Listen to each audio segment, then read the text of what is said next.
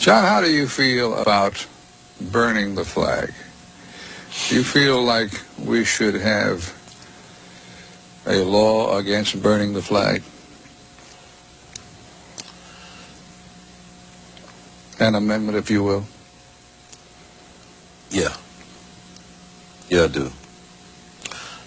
When I see somebody or hear about burning the flag, I think about the time that June and I went to Vietnam in 1969 and saw the burning flesh. The boys coming in from the helicopters on the stretchers with the flesh burned, falling off from the napalm on them, on their bodies. And you never forget the smell of that. But anyway, back to the flag. I think of that, whether we were, whether the Vietnam War was right or not, there are a lot of people who sacrificed their lives for it, and their time, and their brains. And whether or not we were right in being there when we went, that wasn't the issue. It's that Americans were there dying for me and dying for that flag. So I think if you want to burn the American flag, you ought to take it to Iran. But I still cherish those freedoms, Like if I got a week off next week, I can go and do anything I want to in this United States. And there's not many countries you can do that in. And I cherish all of the freedoms that we got, including the right to burn the flag. But I also got the right to bear arms, and if you burn mine, I'll shoot you. John, you wrote a song once, and I think you may have written it while you were in the Air Force, called Ragged Old Flag. No, I wrote that in 1975. Did you? Mm-hmm. In Binghamton, New York.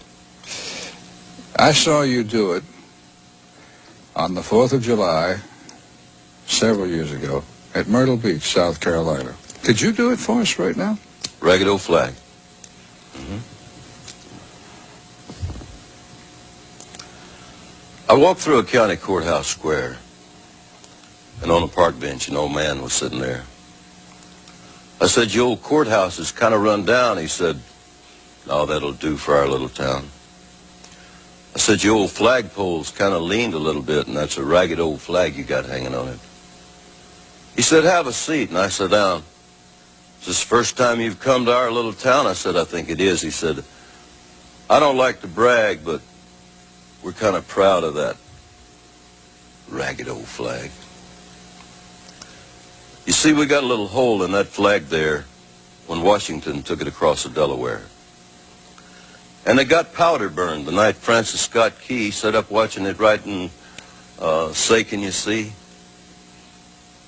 Got a little rip in New Orleans with Pakenham and Jackson tugging at its seams. It almost fell at the Alamo beside the Texas flag, but she waved on, though. It got cut with a sword at Chancellorsville. Got cut again at Shiloh Hill. There was Robert E. Lee, Beauregard, and Bragg, and the south wind blew hard on that ragged old flag. On Flanders Field in World War I, she took a bad hit from a Bertha gun. She turned blood red in World War II. She hung limp and low by the time that one was through. She was in Korea, Vietnam. She went where she was sent by her Uncle Sam.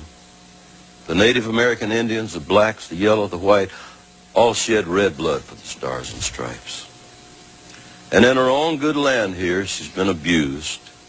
She's been burned, dishonored, denied, refused, and the very government for which she stands is scandalized throughout the land. And she's getting threadbare. She's wearing kind of thin. But she's in good shape for the shape she's in. Because she's been through the fire before, and she can take a whole lot more. So we raise her up every morning, and we bring her down slowly every night. We don't let her touch the ground, and we fold her up right. On second thought, I guess I do like to brag, because I'm mighty proud of that ragged old flag.